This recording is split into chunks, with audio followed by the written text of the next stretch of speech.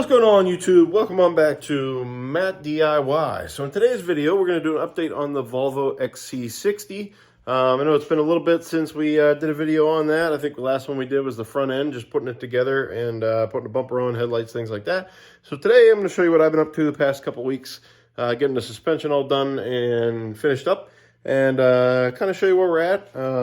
Came out pretty darn good, and the car's going to be ready for tires and things here soon, so let me flip you guys around. Alrighty, folks, let's start here at the front of the car, and I don't believe I actually recorded what the conditions of the suspension was before I got to working on it, at least not in my memory at the moment. But anyways, wanted to film a video on what I actually did to the car and where we're at right now. So as you can see, it jumps out right away.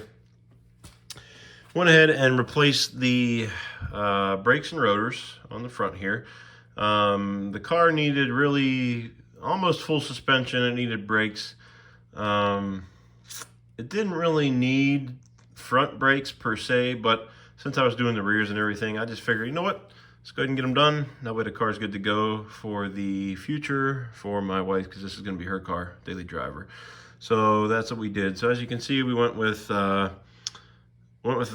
Quiet Cast rotors and the Wagner ceramic pads in the front. And I also went ahead and took care of the inner and outer tie rods. That's why this nut is still loose, because I have to adjust them. Got new sway bars on the front as well. Brake lines were okay, didn't have to do anything there. Bearings were good. Did go ahead and do brand new control arms. And if you can get down in here, the ball joint right there as well. And guys, that right here where the ball joint goes in, there's like a I know it's hard to see, but there's like a crimping joint there. So basically you've got the ball joint sticking up like this. Imagine my finger is the post, and then down over top of it is a pinch, like a pinch clamp that holds it together with one single bolt. That was a bear. I don't know if I can get in here and sort of show you from this side maybe. Yeah, you can kind of see it there. There's like a pinch that it goes into, and that holds the entire ball joint in there, and that's how the thing works. But that was a bear to get in. You kind of had to, the old one was easy to take out, but I kind of had to put the control arm, the back part, in first, and then use like a crowbar with an S-hook on the side and pull down on the thing to get it to line up with that hole and put it back in. Also had to loosen up the axle, all that stuff, just to get that into place. And it was a bear, let me tell you. Took a lot of strength to do that. Got the new tie rod, as you can see here. This is the outer. Inner's in there with the new boot. So all that is finished up as well. And I'll trim the little extra piece there on the plastic zip tie and put this back in as well, just make sure that's all kosher. But yeah, so that's what this side looks like. I'll take you over the other side.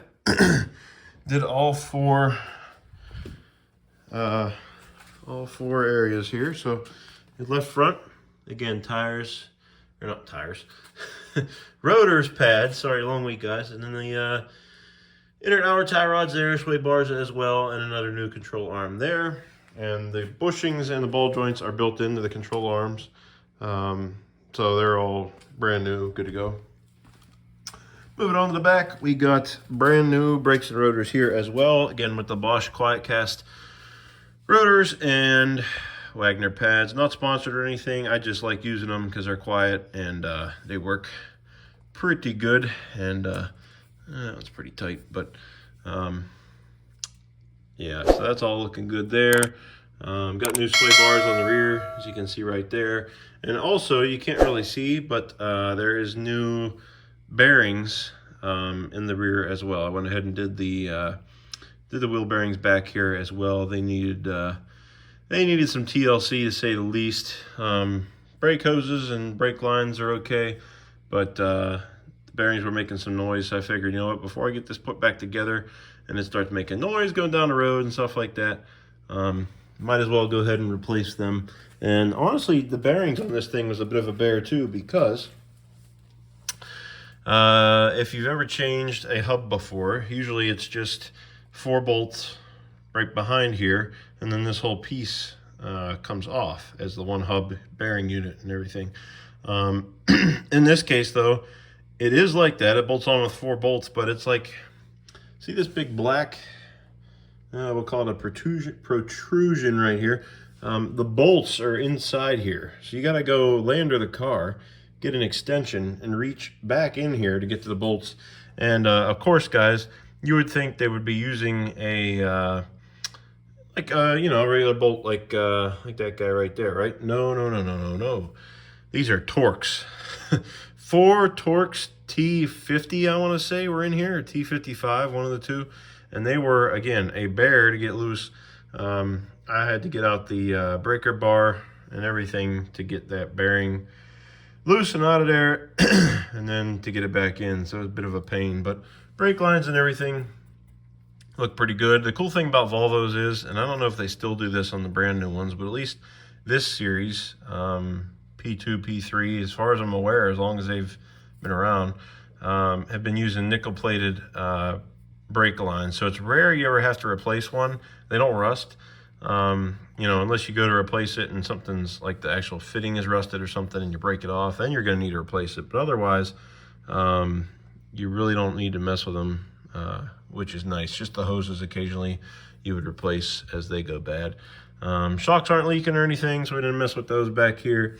In the rear, like, you know, control arms and stuff like that are pretty solid, so didn't have to mess with that. So that's the back left, and then walking over to the back right, you can see we've got the new pads and Bosch rotor here as well.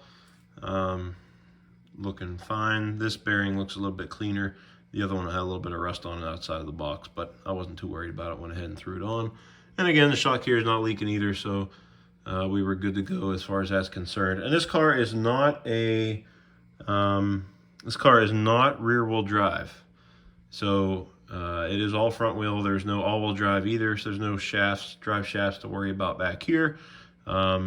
Pretty simple. It's just doing the you know, the bearings and stuff. No drive shafts to mess with back here, so that made things a little bit easier. So she is coming along, guys. Just wanted to make this update. I didn't film doing the suspension work because, quite honestly, it was a pain, and I kind of needed all my strength and things to get in there, so I didn't take the time to film that, but figured I'd show you what it looks like before I get the tires on and stuff like that. So next, I'm gonna get the tires mounted, get them on the car, and then lower it and actually align it. I actually bought a DIY alignment kit that I'm going to try doing my own alignments with, and I think that's going to work out pretty well.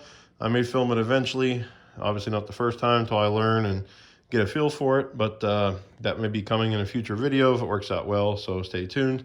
So we'll get that all aligned, get the tires on, and then she's really just about ready for inspection. Just got to check all the lights, make sure everything works there. You know, odds and ends like that. Does need fluid changes, oil change, and tranny fluid flush.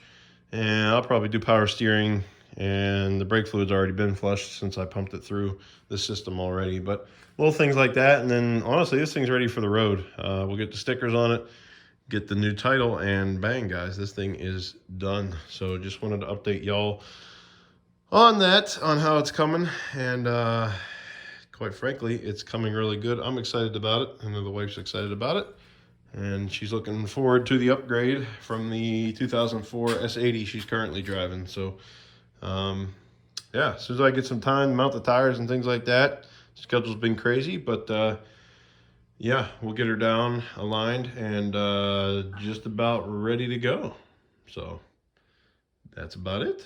Alrighty, guys, that was a pretty quick overview and didn't really do any down and dirty working today per se, but I just wanted to give you an update on how things were going on the XC60, on the project there. Things worked out pretty well. I'm pretty happy with how it's coming out. So just got to put the tires on, do a few wrap-up items, make sure the lights work, and we will be well on our way to get this thing inspected and get it done and on the road. So if you enjoyed the video, give it a big like, subscribe to the channel if you're new here, and also drop a comment down below if you have any questions or things about this, or if you're working on one of these on the suspension and you have questions about it, where to source parts, anything like that, guys, drop them down below. Happy to help out there as well. So until next time, guys, always remember to get out there and do it yourself.